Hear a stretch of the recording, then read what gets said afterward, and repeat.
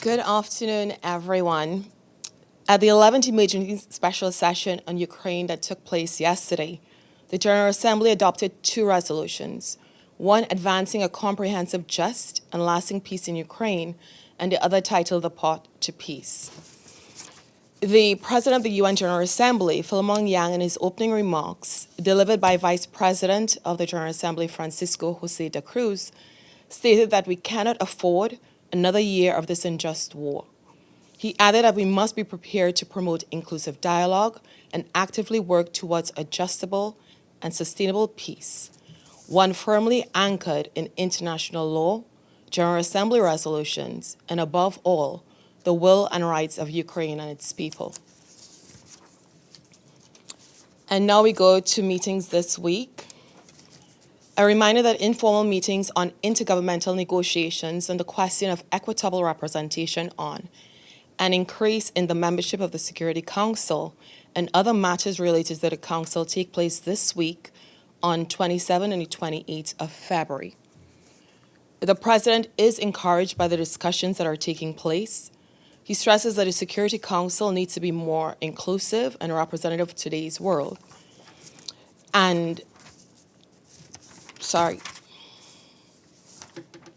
encourages member states to bring creativity, flexibility, and a spirit of consensus to the process.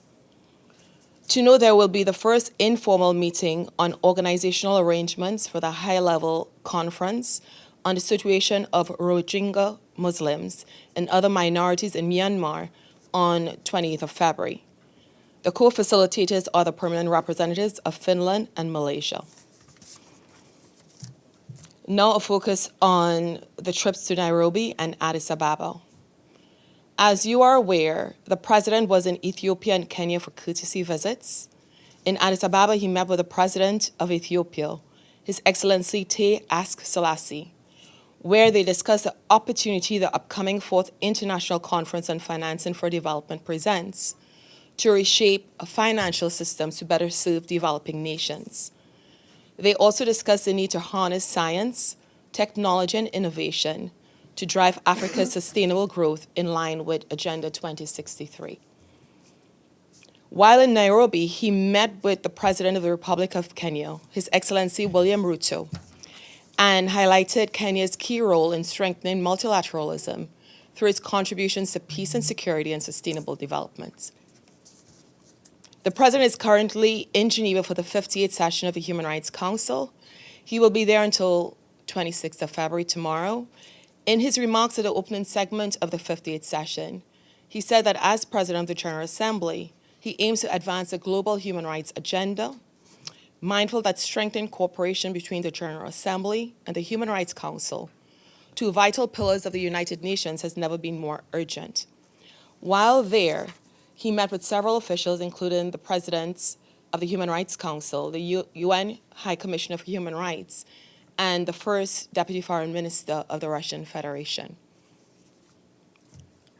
And now I go to upcoming meetings. The President of the Republic of Poland, His Excellency Andrzej Duda, will brief member states on Tuesday, the 4th of March in the General Assembly Hall at 12 p.m. There will also be some informal consultations taking place next week as well.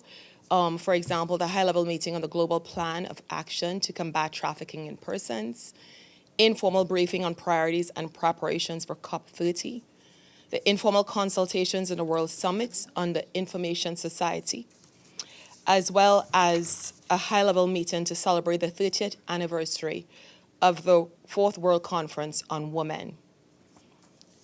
And now we are looking ahead to PGA80. The election of the President of the General Assembly for the 80th session will be held on Monday, the 2nd of June, 2025 at 10 a.m. in the General Assembly Hall. In accordance with the established regional rotation, the President of the 80th session of the General Assembly is to be elected from the Western European and other states group. Her Excellency, Ms. Helga Maria Schmid, has been nominated by Germany. Candidates for the position of the President of the General Assembly are expected to present their vision statements and conduct informal interactive dialogues with member states. President Yang will convene the informal interactive dialogue on the Thursday, the 15th of May, 2025 at 10 a.m., and this can be followed on UN Web TV. And finally, in terms of the Nelson Mandela Prize, just to flag that the deadline for online nominations for the Nelson Mandela Prize has been extended until 24th March 2025. And as you know, just to reiterate, the prize is awarded every 5 years to two individuals, one female, one male, in recognition of their dedicated service to humanity by promoting the purposes and principles of the United Nations. And this is it from my side. Are there any questions on the floor? I see no questions. Are there any questions online? Okay, great. Thank you. Have a good afternoon, everyone.